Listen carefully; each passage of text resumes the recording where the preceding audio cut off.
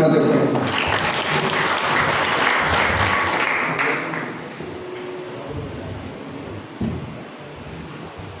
Pakimbati na inyong katabi. Magandang umaga mga kapatid.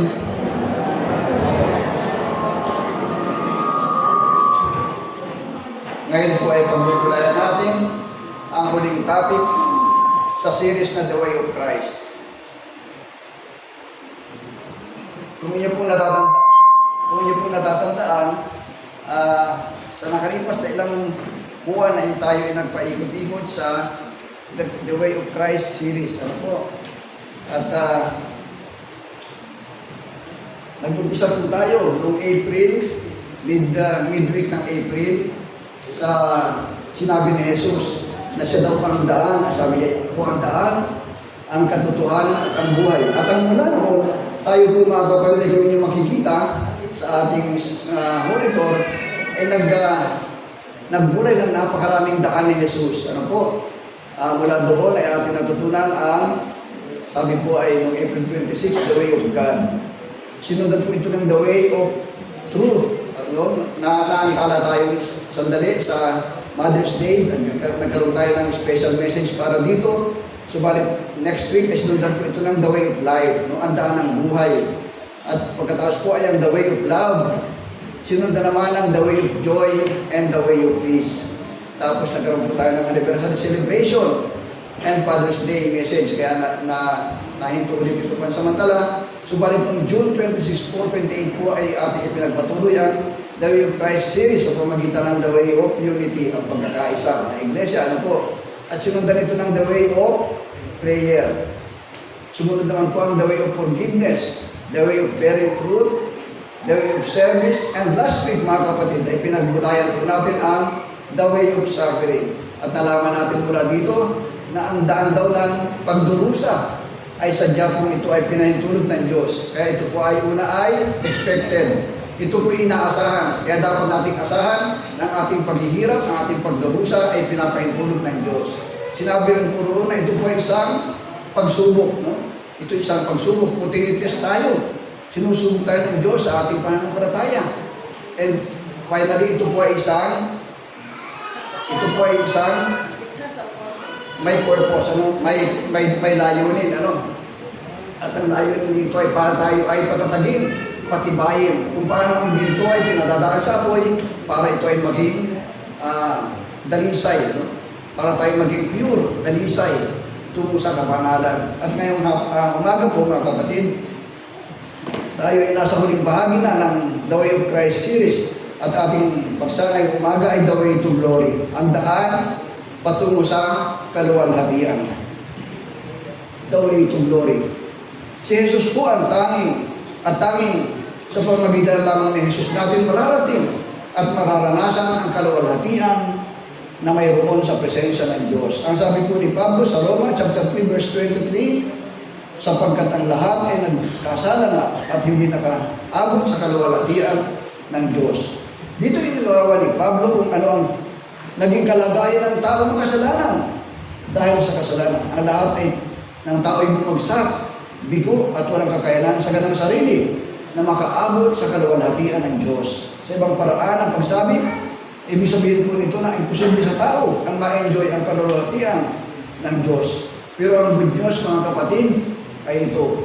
Dahil kay Jesus, ang dating hindi nakaabot sa kaluwalhatian niya ay may pag-asa ng ma-enjoy ang kaluwalhatian ng Diyos. Basahin po natin ang ating teksto sa araw na ito sa 2 Corinto chapter 3 verse 7 to 18. Magbukas po kayo sa akin.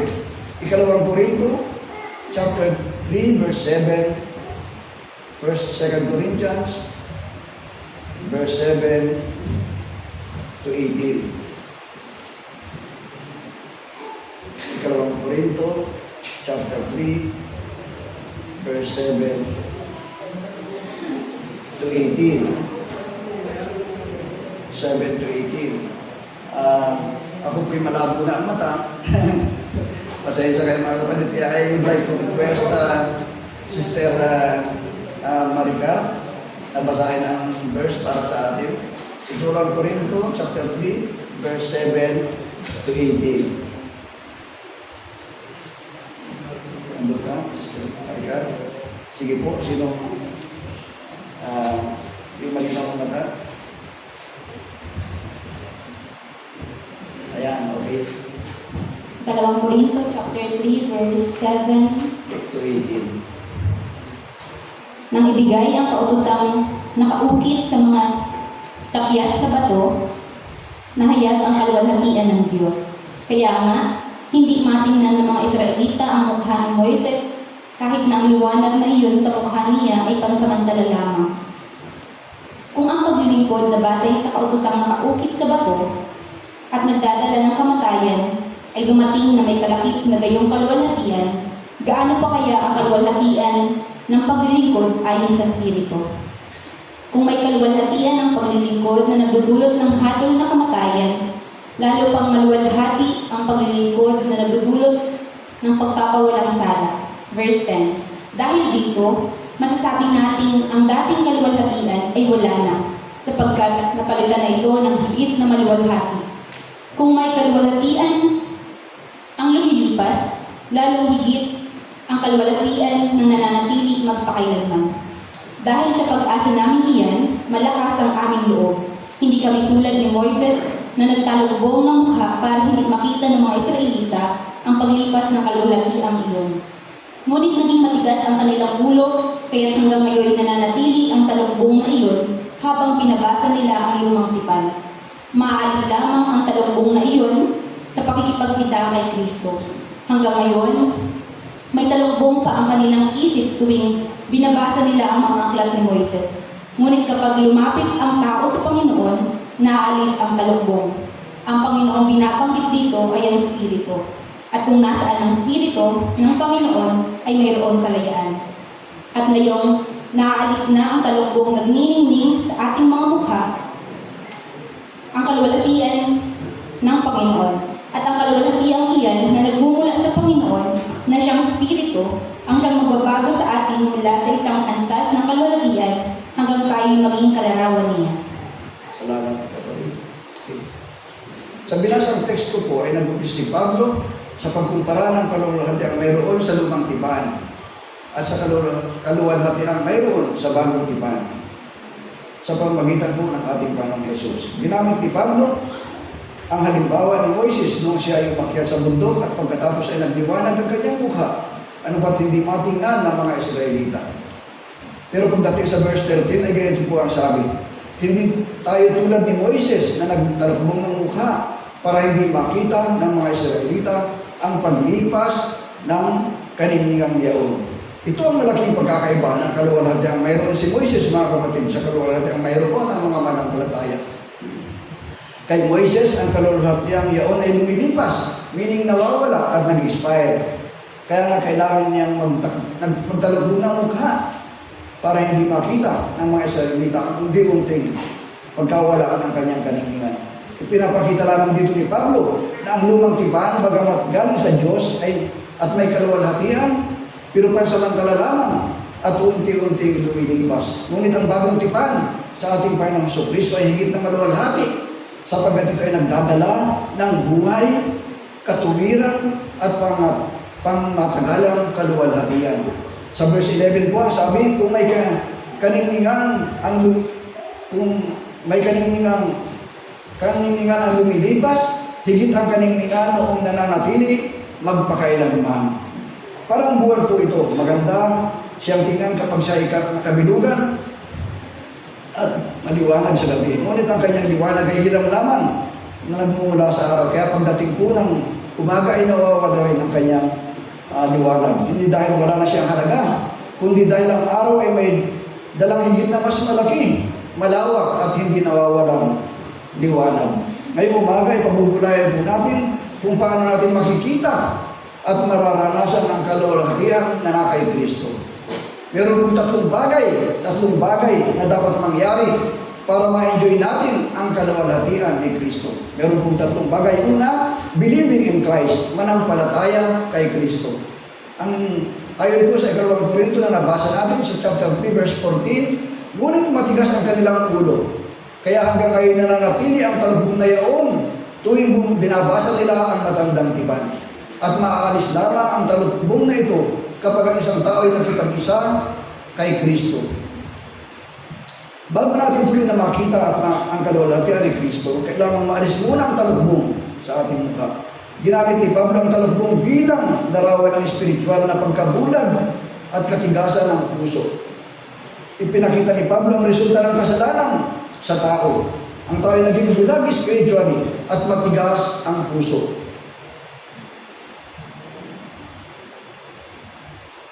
Imposible po sa tao ang makita at maranasan ang kaluwalhatian ng Kristo kung sa kanyang sariling pagsisikap lamang.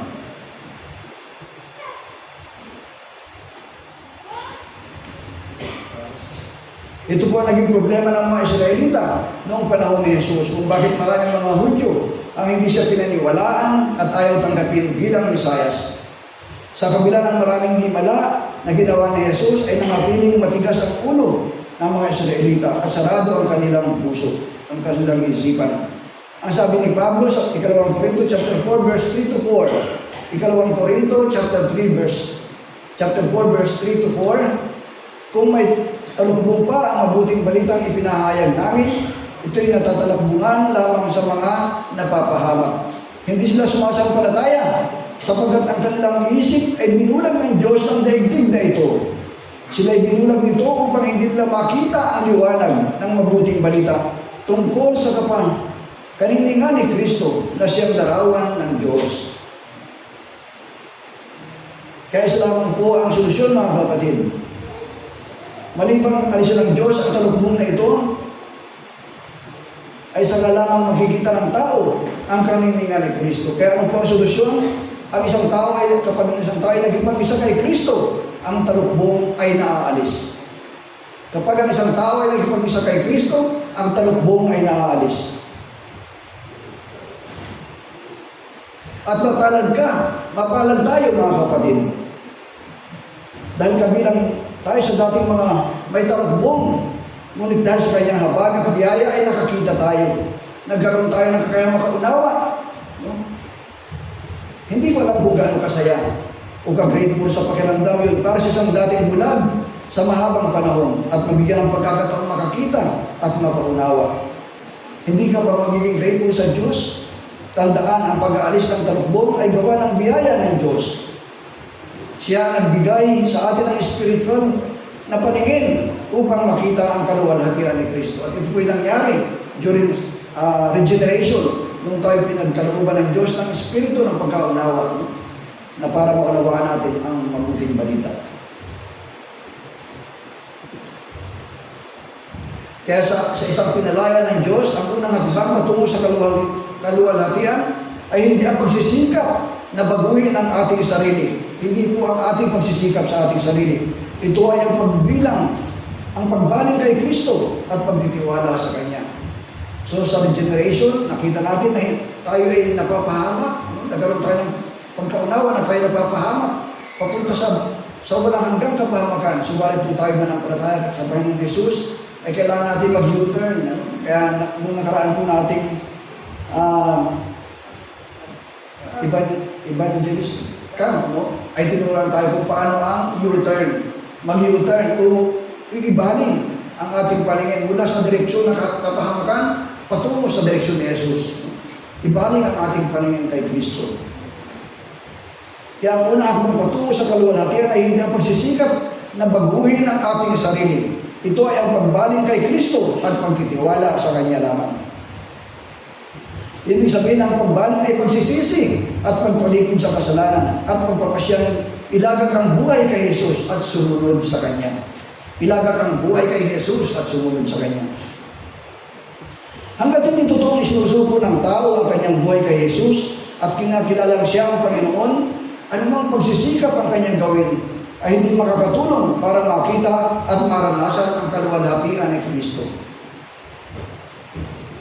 Gaano man karaming kabutihan ang gawin natin, kahit pa ikaw ang pinakamarami at pinakamalaking maghandog, o kaya tinuring ka man na pinakamabait sa mundo, imposible pa rin makita mo at maranasan ang kaluwalhatian na kay Kristo.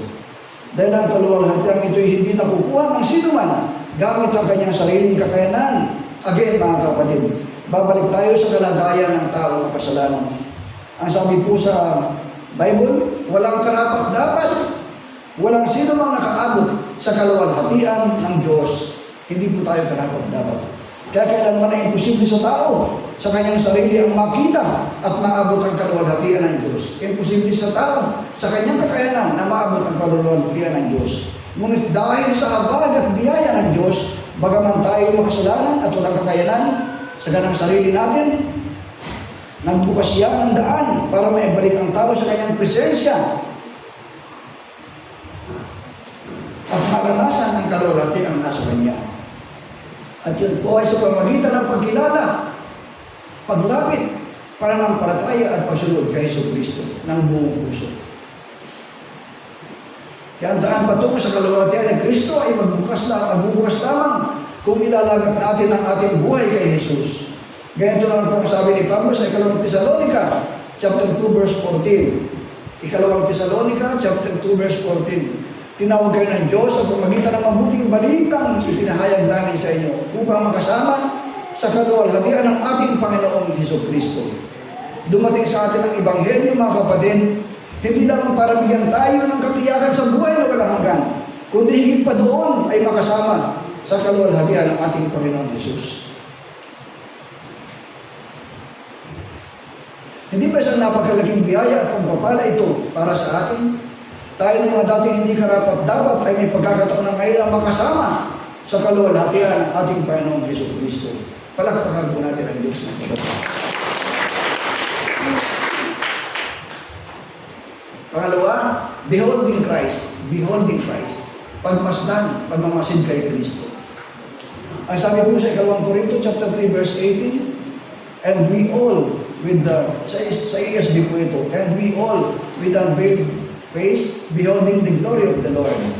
Sa TAB po, ang sabi roon, dato po tayong lahat na walang talukbong ang mukha na tumitingin gaya ng sa isang salamin sa kaluwalhatian ng Panginoon. Pagkatapos maalis ang talukbong, ay sinabi ni Pablo na tayo ay tumitingin gaya sa isang salamin sa kaluwalhatian ng Panginoon. Ang salitang beholding ay higit pa sa simpleng pagtingin. Ang talagang ibig sabihin po nito ay patuloy na pagtingin, pag-focus, pagmamasid, pagdinilay, at paghangang kay Kristo. Kapag si Kristo ang palagi nating pinagmamasdan, siya rin ang unti-unting humuhubog sa ating pagkatao. Hindi lamang natin tinitingnan si Kristo, mga kapatid. Hinahaya natin ang kanyang kaluwalhatian, ang maging sentro ng ating puso, isip at buhay. Dahil kung anong palagi nating pinagmamasdan at pinagtutuunan ng pansin, iyon ang umuhubog sa ating pagkatao. Kung palagi natin pinagmamasdan ay ang mundo, magiging mahuhubog tayo ayon sa pamantayan nito. Ngunit kung si Kristo ang palagi natin pinagmamasdan, ang kanyang pagkatao, pagpapahalaga, pananaw ay unti-unti rin makikita sa ating buhay. Hindi ba prinsipyo na yan sa buhay, mga kapatid?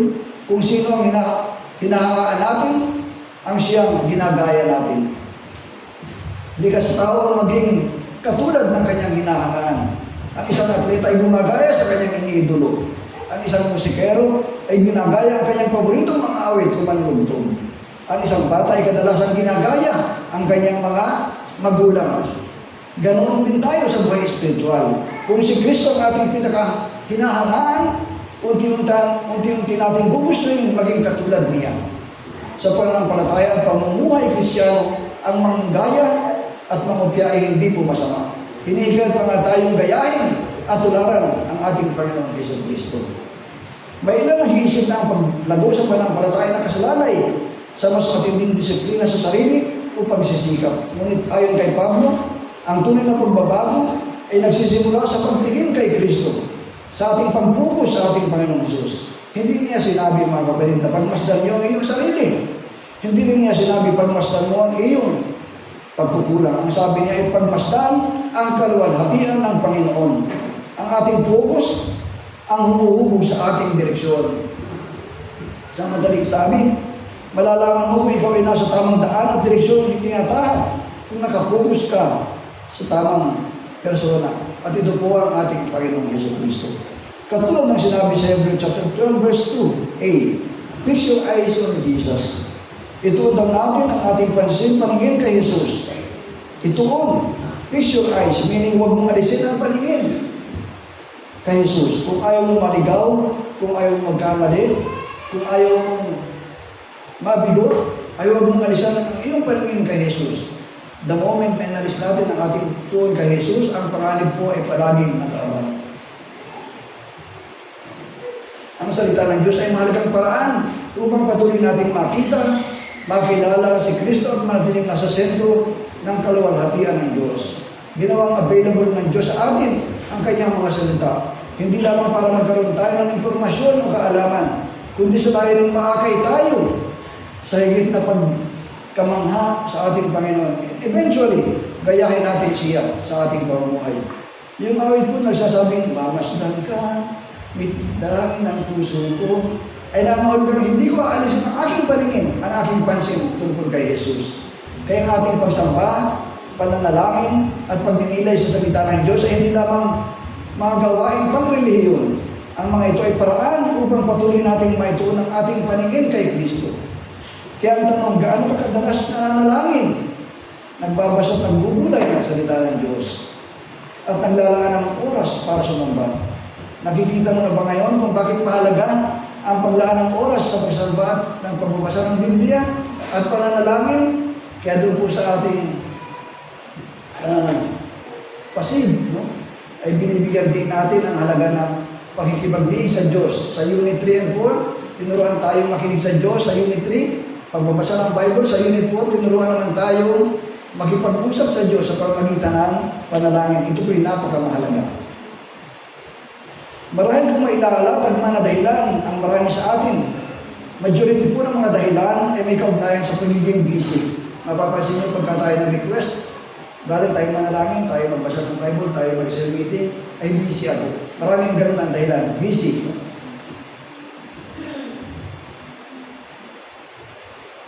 Subalit hindi po ito bago sa atin. At ang totoo po ay hindi oras ang ating problema kung bakit wala tayong panahon.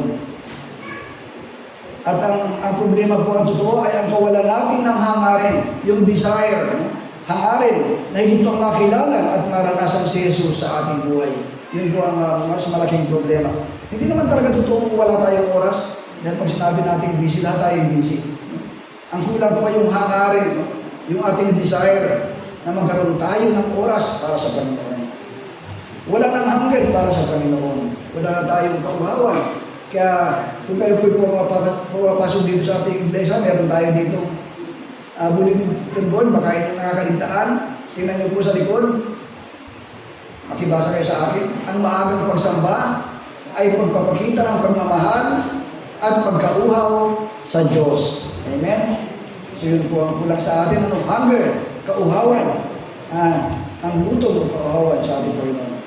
Mas interesado tayo sa iba't ibang kaabalahan, kagaya ng paghahanap buhay, negosyo, o kaya ay ang pag-update sa Facebook. Okay? Nagagawa natin makapag-isip ng mga content para mag-post sa Facebook at TikTok. Wala naman pong masama sa paghahanap buhay. Okay? Ito'y bahagi ng ating buhay. At hindi ako against sa Facebook o TikTok. Ang pinututulan dito ng Isaya ay huwag mong idatahilan na wala kang oras. Dahil ang totoo ay hindi oras ang nawawala, kundi ang pagmamahal kay Kristo. Yun po ang mahalaga sa atin. Yun po ang nawawala sa atin. Dahil bilang mga mananampalataya, dapat ay nakapokus ang ating paningin kay Jesus. At nagre-reflect sa ating buhay ang kaluwalhatian ni Kristo. Sa ikalawang Korinto chapter 4 verse 6, ang sabi po doon, ikalawang Korinto chapter 4 verse 6, sapagkat ang Diyos nagsabi mula sa karimlan ay sisilang ang liwanag at siya yung nagbigay liwanag sa aming mga isip upang makilala ang kadakilaan ng Diyos na nahahayag sa mukha ni Kristo. Dito sinasabi ni Pablo, ang ibig sabihin ng pagmasdan ng Panginoon. Yun ay ang makita at makilala siya kung sino talaga siya. Yun ay ang makilala si Jesus kung sino siya at sino talaga siya. Na si Jesus ang Mesiyas, ang anak ng Diyos. Puno ng kagandahan, kamangha-mangha, walang katulad at walang kasing halaga sa anumang bagay sa mundong ito. Kung hindi ka naakit kay Jesus, hindi ka mauuhaw kay Jesus. Kung hindi ka nananabi kay Jesus, malaki po ang problema mo. Hindi mo nga makikita ang kaluwalhatian na kay Jesus.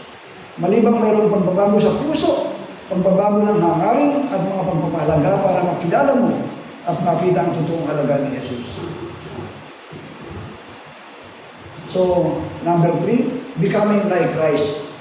Ano nga po ulit ang mga bagay na dapat mangyari para ma-enjoy ang katulad, ang kaluwalhatian ni Kristo? Una, believing in Christ. Pangalawa, beholding Christ. And pangatlo, becoming like Christ. Pagiging katulad ni Kristo. Sa ikalawang Korinto chapter 3 verse 18, at ang kaninang iyon na nagmumula sa Panginoon na siyang Espiritu ang bumabago sa ating anyo upang maging lalong manining hanggang sa maging mistulang larawan niya. Hanggang sa maging mistulang larawan niya. Hindi nagtatapos ang proseso sa pagmamasid. Ang dapat na maging resulta ng tunay na pagkilala at pagkakita sa kaluwalhatian ni Kristo ay ang pagbabago. Sinabi ni Pablo na tayo ay binabago tungo sa layuning larawan mula sa kaluwalhatian tungo sa kaluwalhatian. Ang layunin ng Diyos ay hindi lamang upang makita natin ang kaluwalhatian ni Kristo at mamangha, hindi upang ang larawan ni Kristo ay makita rin sa ating buhay. Maging mismong larawan niya. And please take note mga kapatid, ang pagbabagong ito ay hindi ginagawa sa sariling lakas natin. Ito ay gawain ng Espiritu Santo. Na siyang Espiritu ang bumabago sa ating anyo. Sa tulong at gabay ng Espiritu Santo, inaakay tayo sa isang pamumuhay na naiiba sa mundo. Naiiba sa ating lumang pagkatao. Kaya nga hindi sapat na alam lang natin ang tungkol kay Jesus. Dapat ay makita si Jesus sa paraan ng ating pamumuhay. Ngunit ang pagbabagong ito, ang pagiging katulad ni Kristo ay hindi isang proseso. Ito po ay isang proseso. Pansinin ang sinabi ni Pablo, bumabago sa atin. Yung salitang bumabago ay nasa diwa ng isang nagpapatuloy na gawain. Sa ibang salit, mula sa kaluwalhatian, tungo sa kaluwalhatian, may daan, may proseso, ay nagpapakita na patuloy tayong hinuhubog ng Diyos. Ibig sabihin, hindi ito isang araw o one time na pagbabago. Ito'y araw-araw na pagbabago. Paghuhubog ng ating pagkatao hanggang marating yung dulo, maging mistulang larawan ni Kristo. Dahil ang layunin ng spiritual na pagbabago ay hindi lamang gawin tayong mabuting tao, kundi maging higit pa roon mga kapatid, ang makatulad ni Kristo. Kaya ang tunay na sukatan ng pagbabago o paglago ay hindi ang dami ng alam, kundi kung magiging kahawig tayo ni Kristo. Ang sabi ni Juan sa kanyang sulat, sa unang Juan chapter 3 verse 2b, alam natin sa pagparitong muli ni Kristo, tayo matutulad sa Kanya, sapagkat makikita natin siya sa Kanyang likas na kalagayan. Kaya sa pagbabalik po ng ating Panginoong Jesus, tayo'y matutulad sa Kanya. Hindi ito mga hulugan na magiging Diyos tayo. That will never happen. Ang pagka-Diyos ay sa Diyos lamang, at walang sino man ang may kakayanan na makakuha na yun. Ngunit yung kaluwalhatian taglay ni Jesus ay bagay na pwede nating maranasan. Tulad ng isang bakal, kapag ang bakal po ay nilagay sa apoy, ito ay hindi nagiging apoy. Subalit sa katagalan, unti-unti ito namumula, no?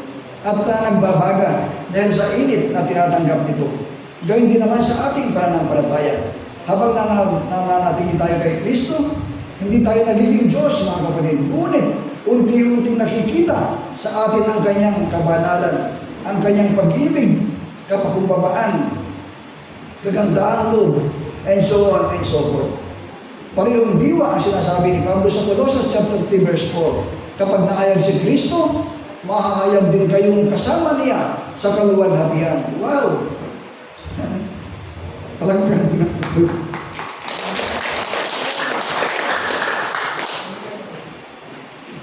Kaya kung hindi ka man nakaranas na matao sa stage, mga kapatid, at may pakilala bilang valedictorian, cum laude o iba-iba pang mga laude dyan, mabigyan ng prestigious award, lahat ng iyan ay hindi maikakukumpara sa naghihintay sa lahat ng mga matapat na sumusunod kay Jesus. Mahayag din kayong kasama niya sa kaluwalhatian.